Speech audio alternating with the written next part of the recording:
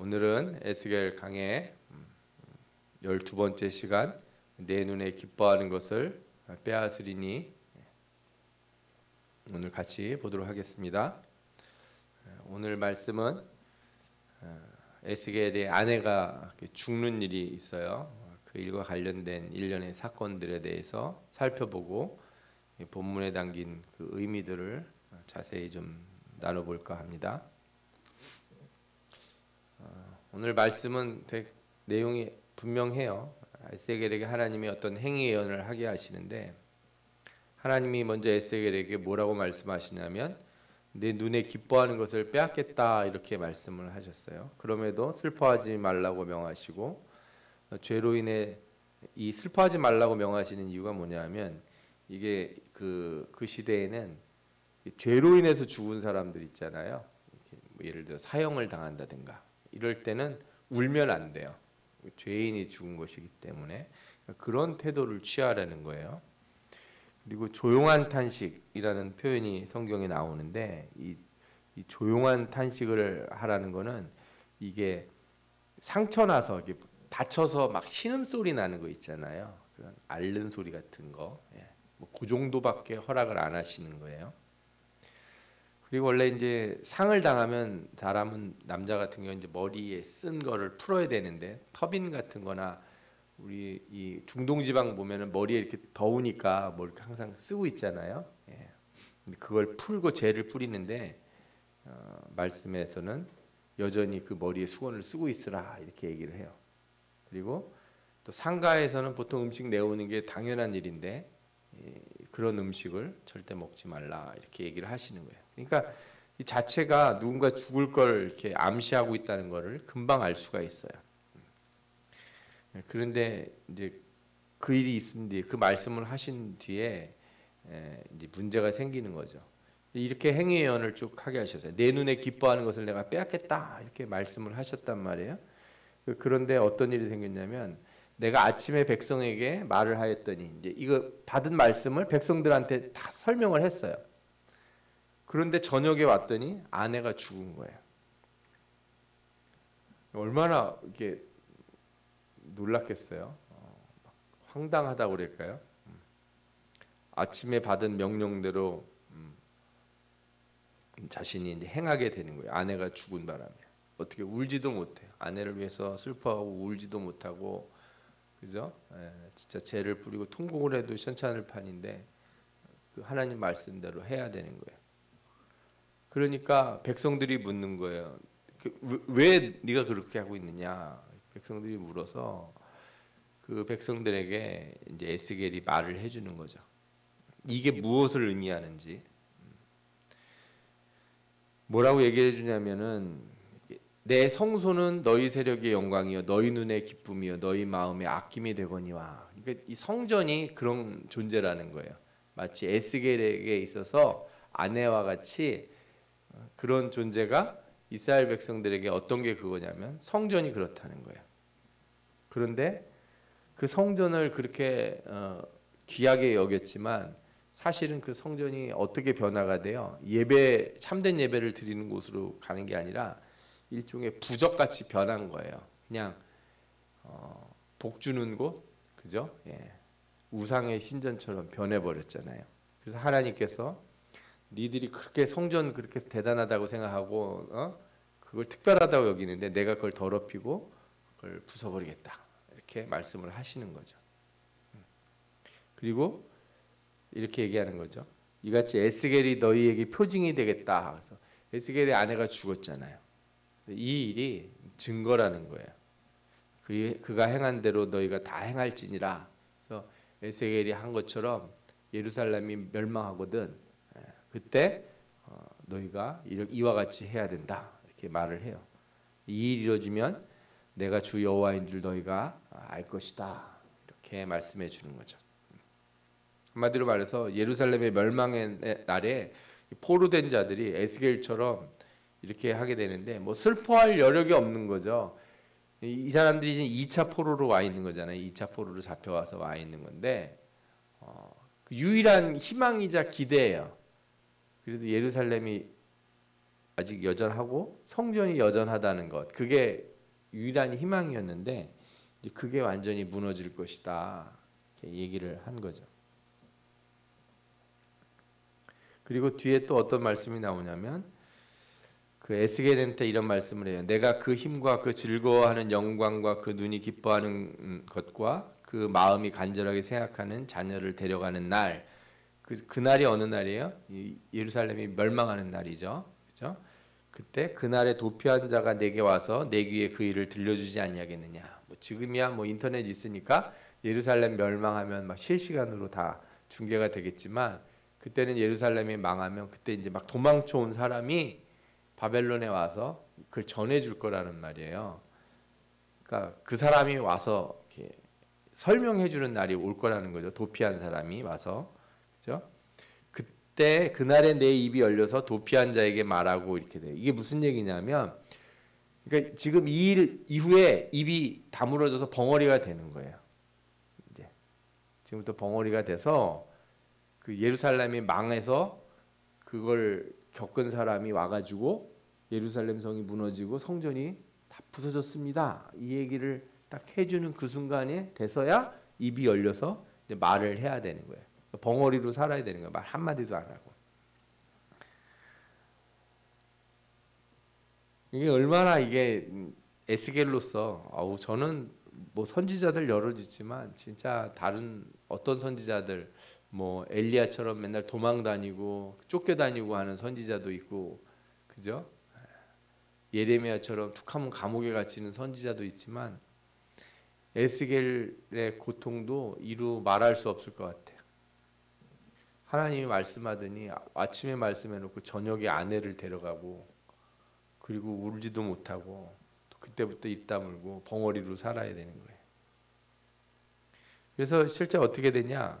33장에 보면 말씀이 나오는데 우리가 사로잡힌 지 12달 다섯째 날에 이렇게 나와요. 그러니까 이제 처음에 1장에 보면 이 표시가 나오잖아요. 다섯째 해에 이제 오게 되는데 온 지 다섯째 해 말씀이 임했거든요. 그러니까 사로잡힌 지 12회째니까 말씀이 임한 뒤에 한 7년 후에 일어난 일이죠.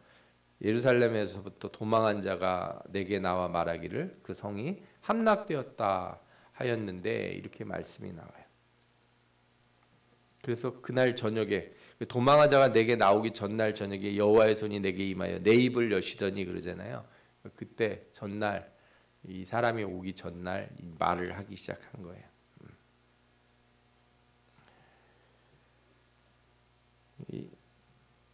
24장 1절 2절에 보면은 이 심판의 비유들이 나와요. 예루살렘을 멸망시킬 심판의 비유들이 이미 선포가 되는데 아홉째 열째 달 열째 날에 여호와의 말씀이 내게 임하여 이르시되, 그러니까 이제 에스겔이 하나님의 부르심을 받은 지 이제 4년이 지난 거죠. 4년하고 열째 달 열째 날이니까요. 10월 10일이라고 할 수 있겠네요. 그죠? 인자야 너는 날짜 곧 오늘의 이름을 기록하라. 바벨론 왕이 오늘 예루살렘에 가까이 왔느니라. 바벨론 그 느부갓네살 왕이 성을 포위를 해서 아주 오랫동안 이 공격을 해요. 아주 그러니까 포위를 해서 안에 있는 사람들을 아사시키는 거죠. 바싹 말려 죽여요, 사람들을. 그 비유가 어떻게 나오냐면 가마를 하나 골라가지고 걸으라는 거예요. 그리고 물을 붓고 양떼에서 한 마리를 골라서 각을 뜨고 거기다가 이제 고기를 넣고 뼈를 넣고 그 다음에 불을 지피는데 가마솥 뼈가 무르도록 삶으라는 거예요. 팍팍 끓이라는 거죠. 예. 적당히 끓여야지 고기국도 맛있지. 완전히 해서 그냥 다 흐물흐물해질 때까지 삶으라는 거예요. 그 다음에 더 어떻게 나중에 다 이게 다 졸으면 이제 남는 게 없잖아요. 그런데도 이 가마솥을 숯불 위에 올려놓고 뜨거워져서 가마솥에 노쇠를 달궈서 안에 더러운 것을 녹이고 가마솥에 녹을 태워서 없어지게 해라, 이렇게 할 정도로 이제 불을 떼라는 거죠. 쉽게 말해서 뭐예요? 이 가마솥은 사실 이제 예루살렘 성인데 이 안에 들어 있는 거는 이제 그날 백성들이거든요. 완전히 그냥 졸여버린다는 거죠. 예. 그래서 뭐라고 표현해야 되냐면 제가 표준 세번역을 가져왔는데 이 성읍이 온갖 고생으로 지쳤으나 그 많은 녹이 가마솥에서 없어지지 않으며 불로 아무리 달궈도 녹이 없어지지 않는다. 이렇게 해도 죄가 안 없어질 정도다. 이렇게 말씀을 하는 거예요. 그러면서 뭐라고 말씀하셨냐면 내가 너를 깨끗이 하나 내가 깨끗하여지지 아니하니 내가 내게 향한 분노를 풀기 전에는 내 더러움이 다시 깨끗하여지지 아니하리라. 하나님이 분노를 쏟아서 예루살렘 성을 완전히 부셔버리기 전에는 이게 해결이 안 될 것이다 얘기하는 거예요.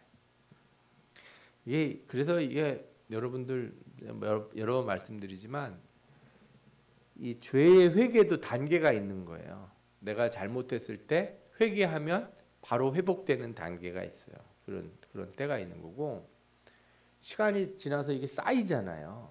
그러면은 어떤 상태가 되냐면 우리가 일종의 중독자 아시죠? 마약 중독이나 알코올 중독자 같은 사람이 되는 거예요.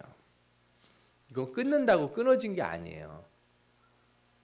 내가 술을 안 먹는다고 이 사람이 이 알코올에서 완전히 벗어난 사람이거나 예를 들어서 마약 중독자가 마약을 끊었다고 해서 마약에서 완전히 벗어난 사람이 아니라는 거예요. 이 사람은 어떤 상태예요? 언제든지 발병 가능한 상태예요. 이게 조금이라도 그래서 뭐가 들어오면은 금방 발현이 돼요. 이거를 잘 깨달을 필요가 있어요. 죄라고 하는 걸 너무 가볍게 여기면 안 돼요. 그래서 처음 짓는 죄, 어렸을 때 내가 뭔가 실수해서 지은 죄랑 이게 인생의 습관이 들어서 몸에 배에서 짓는 죄랑은 질이 다른 거예요, 여러분들. 처음 우상 숭배했을 때 하나님이 징계를 내리시고 회개했을 때 다 어떻게 하세요? 하나님이 다 회복시켜 주세요.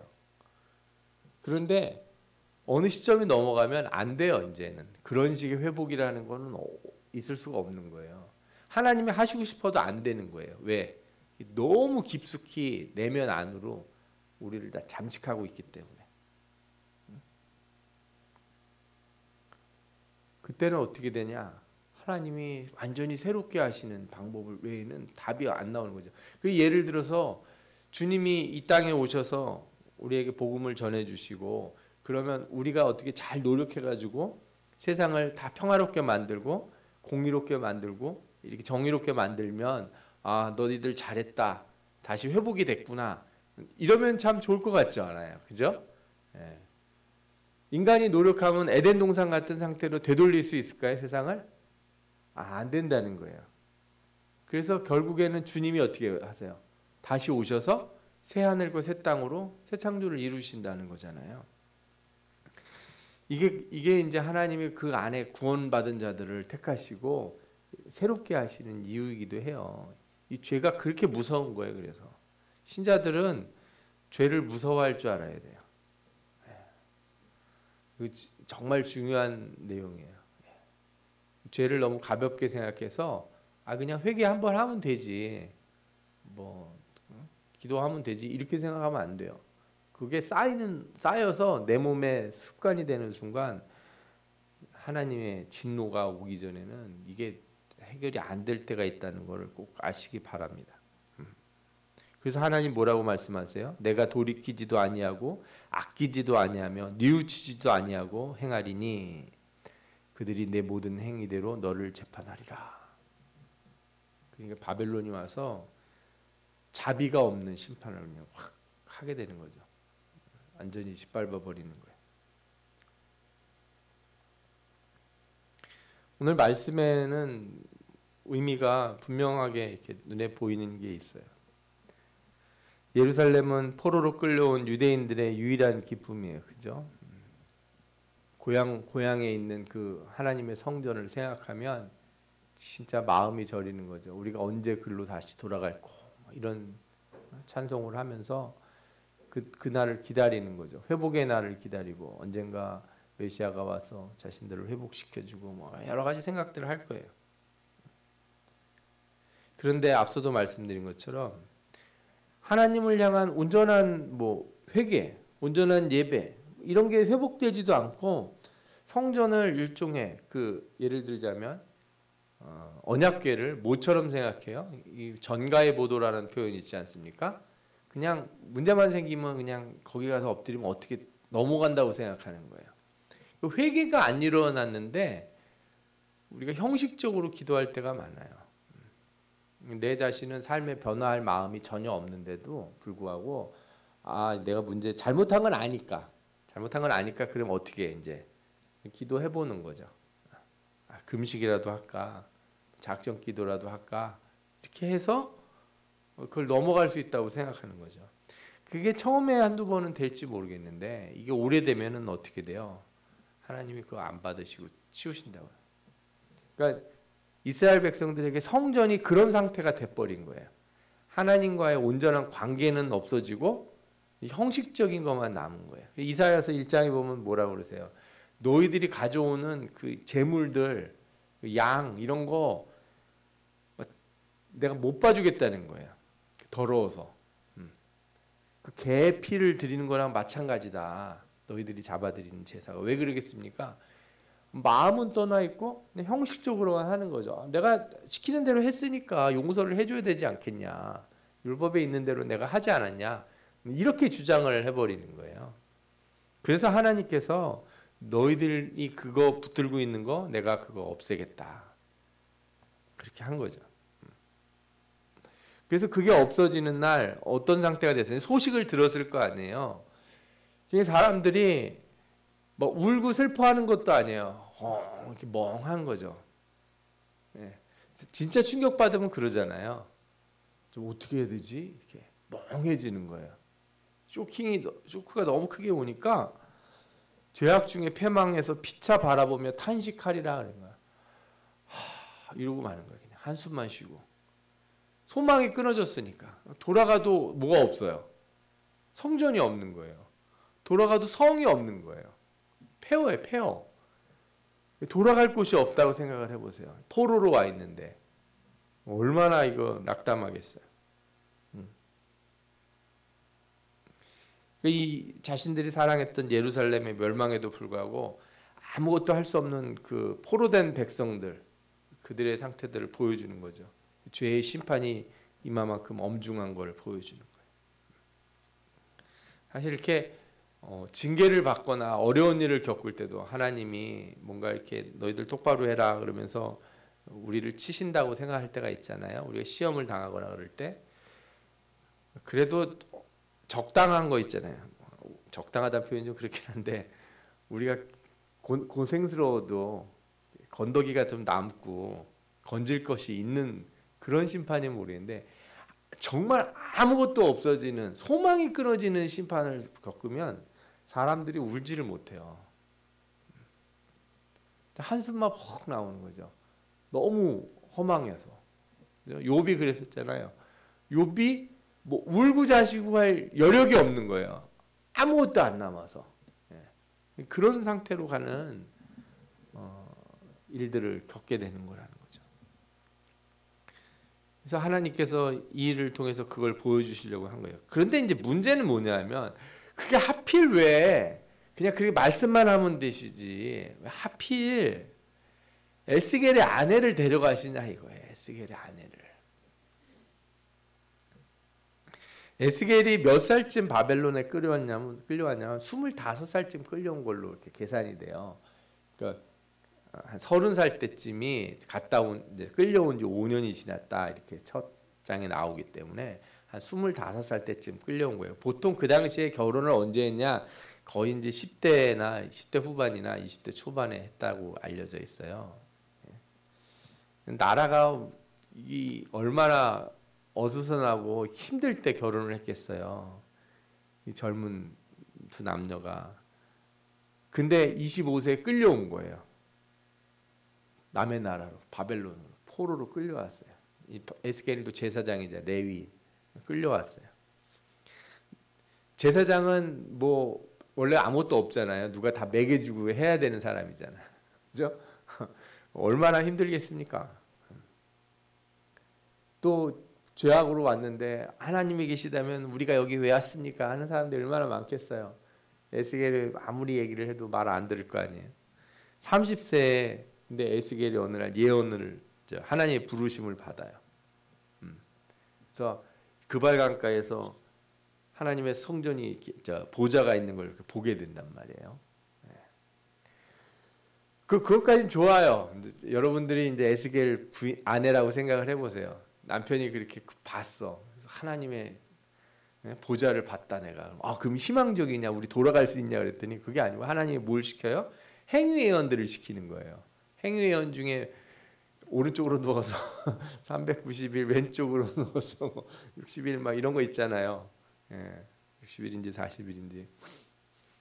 그리고 밖에 빨개 벗고 돌아다니는 것 같은 그런 이상한, 빨개 벗고 돌아다니지는 않았지만 하여튼 말도 벙어리처럼도 살아야 되고 막 소똥으로다가 떡을 구워 먹으라고 그러고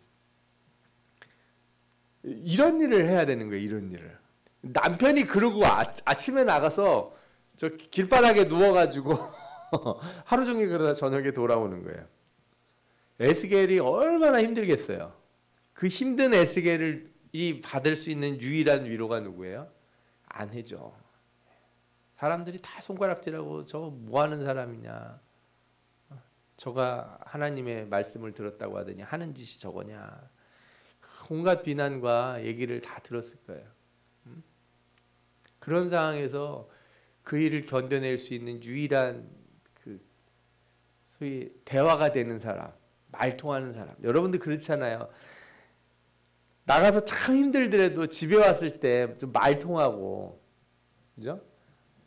바깥에서는 어떤 어려움이 있고 좀 힘들고, 예를 들어서 바깥에 나가서 일을 하는데 뭐 괄시를 받는다든지 무시를 당하고 막 속상한 일이 있어도 집에 들어왔을 때 누가 위로해주고 얘기해주고 대화 나눠주고 그러면은 사람이 살 수가 있는데, 하나님이 그 유일한 기쁨, 내 눈에 기뻐하는 것이라고 딱 했잖아요. 에스겔이 얼마나 아내를 사랑했겠어요. 그 힘든 곳에서.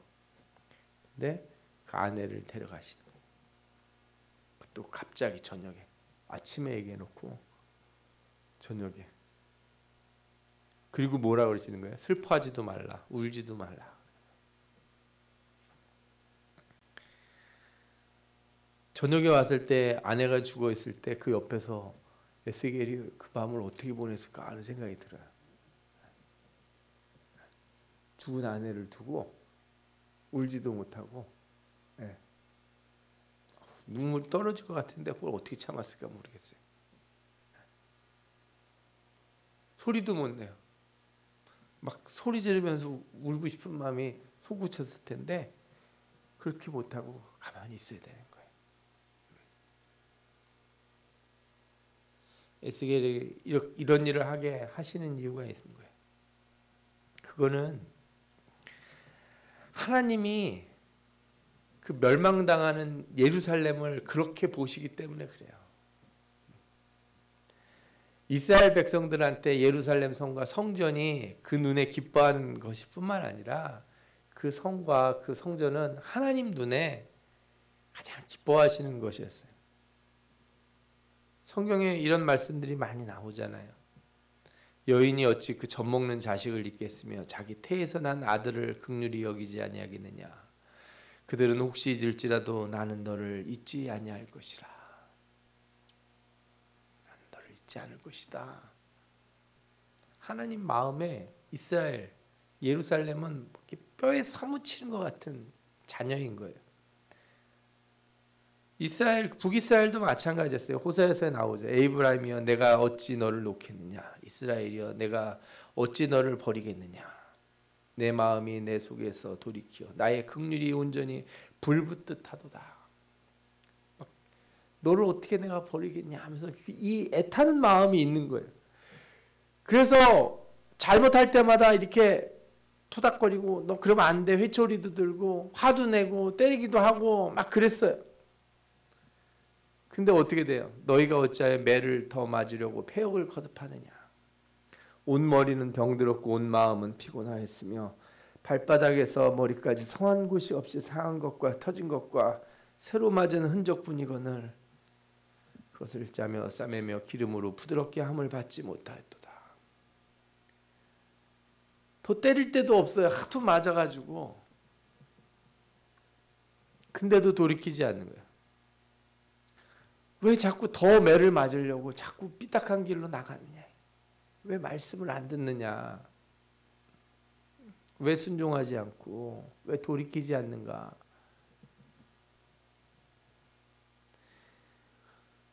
이스라엘이 음행을 저지른 그 고멜과 같이 한 번 바람 피고 나갔는데 데려오니까 또 나가잖아요. 우상숭배가 그런 거예요. 이게 아까 말씀드렸죠. 중독이라는 게 그런 거라고요. 한 번 죄 짓고 이제 안 하겠습니다. 딱 하면 안 해지면 제일 좋죠. 근데 어떻게 돼요? 그냥 잠깐만 내가 내 몸에 내가 예배 드리는 거, 여러분들 이렇게 오늘 수요일에 와서 예배 드리는 거를 귀하게 여기셔야 돼요.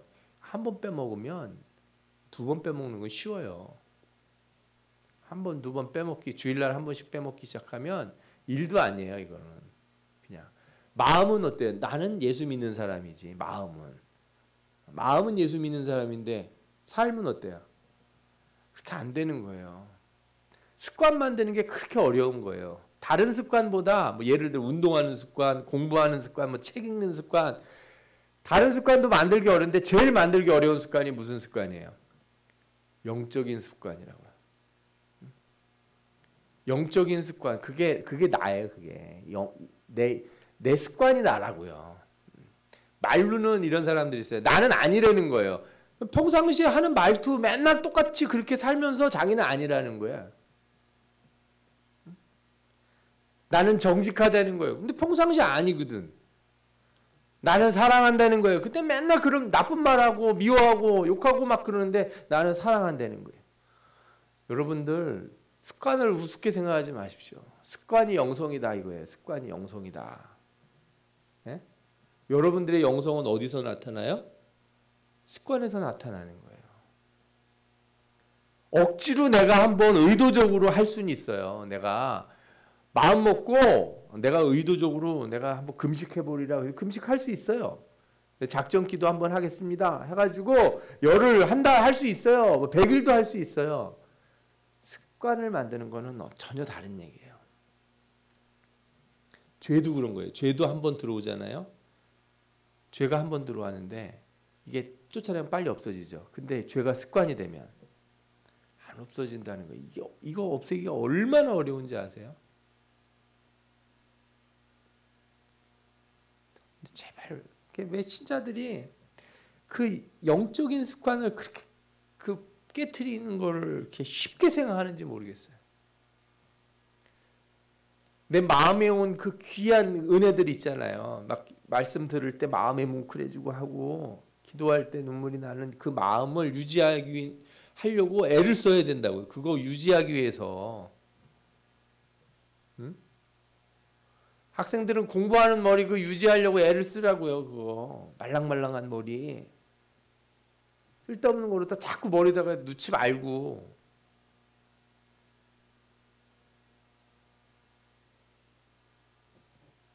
그게 잘못된 습관이 한번 들어가 보면 매를 맞아도 못 고친다는 거예요. 매를 맞아도. 온몸이 병이 들었는데도 못 고친다는 거예요. 알코올 중독자가 술 먹을 때마다 몸이 아프겠어요? 안 아프겠어요? 아프죠.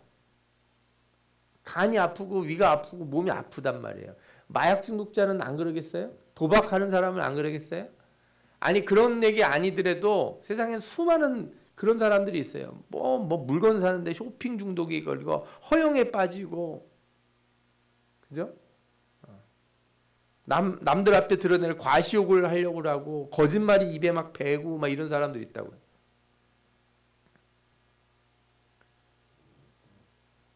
그것 때문에 수많은 문제가 생기고 자기 인생에 고난을 겪었는데도 불구하고 못 벗어나면 어떻게 해요? 맞아도 못 벗어나면 어떻게 하려고 그러는 거예요?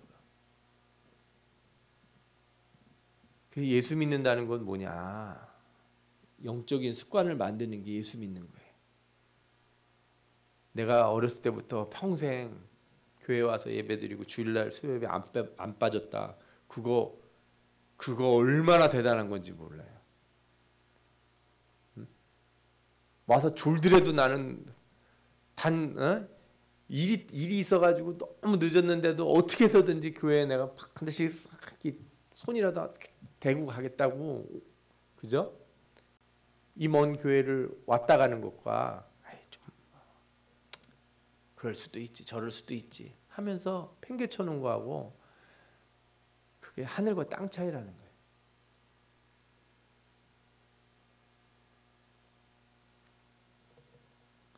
다른 사람들 얘기가 아니야. 저 얘기예요. 저 얘기. 제가 그걸 알았어요.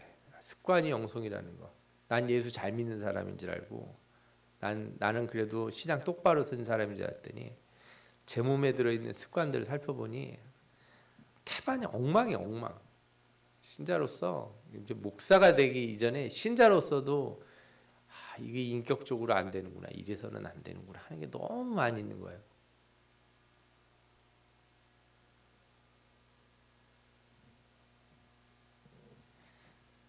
이런 자들을 하나님이 고치시려고 그렇게 애를 쓰시는 거예요. 결국에 어떻게 하세요? 너는 도저히 안 되겠다. 어떤 아들이 도박 중독에 빠졌더니 어머니가 그렇게 어떻게 된 문제가 생기면 돈 갚아주고 다 해결하다가 나중에는 어떻게 해요? 안 되겠다. 너는 감옥에 가는 게 낫겠다. 신고를 해버리잖아요. 하나님 마음이 그런 마음입니다. 뭐라 그래요? 슬프다. 주께서 어찌 진노하사 딸 시온을 구름으로 덮으셨는가. 자녀와 같이 생각하시고 어미가 자식을 버리더라도 나는 너를 버리지 않는다 이렇게 말씀하신 하나님께서 어떻게 하겠다는 거예요? 이스라엘의 아름다움을 하늘에서 땅에 던지셨으며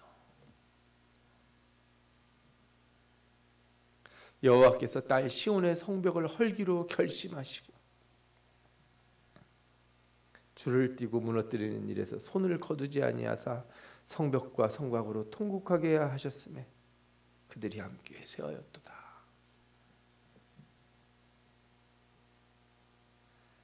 에스겔이 아내에 대한 그 애틋한 마음이 있었던 거, 그 왜 하나님이 그를 데려가셨냐고요?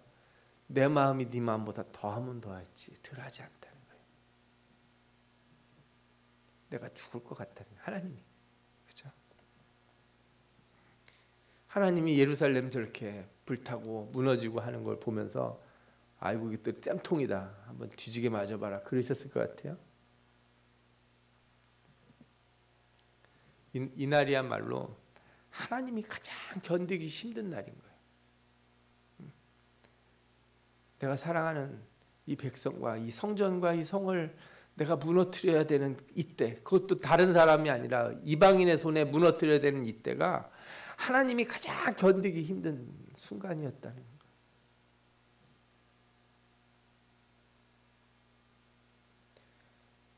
여러분들 하나님의 마음을 좀 아셔야 돼요. 하나님의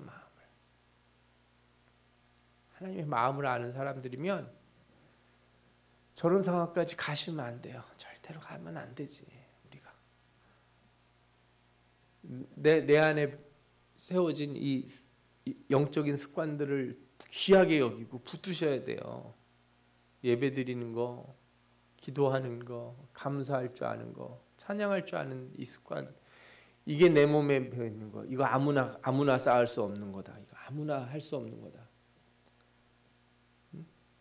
청년들이, 학생들이 수요 예배 나오는 거 이거 아무나 할 수 있는 거 아니고, 금요철에 나오는 거 아무나 할 수 있는 일 아니에요.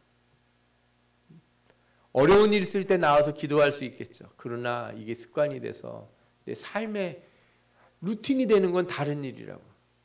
주일 예배에 헌신하는 거 이거 다른 얘기예요. 이거는 그냥 와서 관객처럼 앉아갔다 하는 건 누구나 할 수 있을지 몰라요. 그러나 삶의 루틴을 만드는 건 다른 거예요.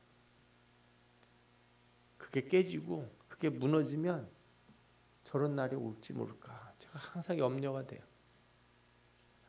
여러분들이 말씀을 잘 생각해 보시면서 우리의 신앙을 지키시기 바랍니다.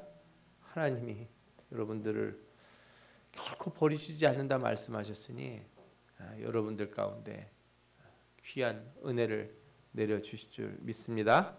아멘. 우리 이 시간에 다 같이 통성으로 기도하겠습니다.